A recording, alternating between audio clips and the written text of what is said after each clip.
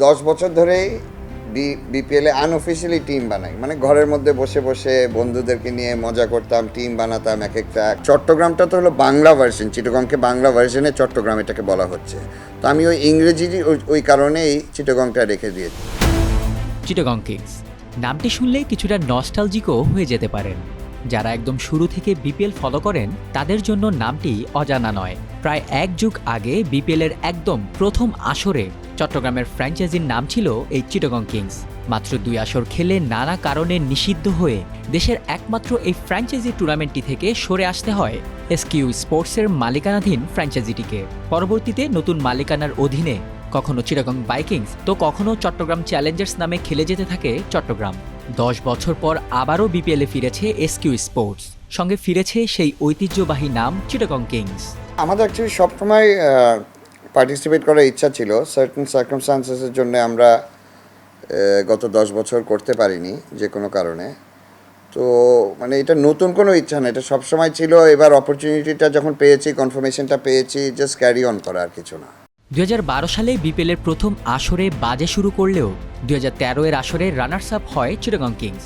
কিন্তু এরপর ক্রিকেটারদের পাওনা পারিশ্রমিক সহ নানা কারণে নিষিদ্ধ হয় ফ্র্যাঞ্চাইজিটি। বর্তমানে বিসিবির সঙ্গে সেই ঝামেলা মিটিয়ে নতুনভাবে নতুন আঙ্গিকে বিপিএলে ফিরেছে চিটাগং কিংস।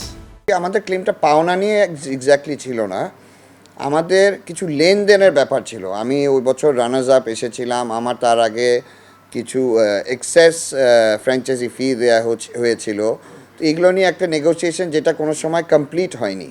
তো ওটা কমপ্লিট হওয়ার পর হিসাবটা যেখানে দাঁড়িয়েছে, ওটা আমার নতুন একটা ডিউ হয়েছে। এছাড়া আমার সাথে ওরকম মানে অবভিয়াসলি জিনিসটা যেহেতু ক্লোজ হয় নাই, এই এত বছর ধরে ওটা পড়েই ছিল। 10 বছর ধরে বিপিএলের বাইরে থেকেও যেন বিপিএলকে ভুলতে পারেননি দলটির স্বত্বাধিকারী সামির কাদের চৌধুরী। তাই তো প্রতি আসরে অন্যরা যখন অফিসিয়ালি দল সাজাচ্ছিল তখন বন্ধু বান্ধবদের নিয়ে ঘরে বসে নিজেই নিজের দল সাজাতেন তিনি। 10 বছর ধরেই বিপিএল এ আনঅফিশিয়ালি টিম বানাই, মানে ঘরের মধ্যে বসে বসে বন্ধুদেরকে নিয়ে মজা করতাম, টিম বানাতাম এক একটা, কীভাবে বেস্ট 11, ওগুলো সব নিজে নিজে করতাম, এমনি জাস্ট ফর ফান। তো আমার এমনি personally I don't feel I been away from BPL for 10 বছর। আমার লাগে যে গত বছরও খেলছি, এরকমও লাগছে। তবে অনেকের মনে প্রশ্ন ছিল যে চিটাগং নামটি বদলে চট্টগ্রাম হওয়ার পর এখনও কেন দলটির নাম চিটাগং কিংস রাখা হয়েছে। মূলত ঐতিহ্য ধরে রাখতেই আগের নামে রাখা হয়েছে দলটির নাম। আমি মেবি একটু স্লাইটলি ট্রেডিশন, আমার কোম্পানির নামও ঢাকা ডাইং, ওটার বানানটাও হলো আপনার ব্রিটিশ আমলে যে বানানটা ছিল ওই বানানে আছে, DACCA।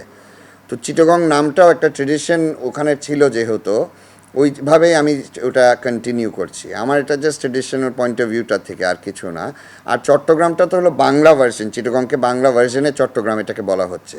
তো আমি ওই ইংরেজি ওই কারণেই চিটাগংটা রেখে দিয়েছি, যে সেম অ্যাজ ঢাকা ডাইং যেটা কোম্পানি, ওটা স্পেলিংটা এখনও DACCA, ঢাকাটা ওই যেটা ব্রিটিশ আমল থেকে চলতো ওটাই চলছে। এছাড়া আর কোনো কারণ না। আমি দোনোটার কন্টিনিউয়েশনটা রাখার, একটা ইউনিফর্মিটি রাখার জন্য এই জিনিসটা করেছি।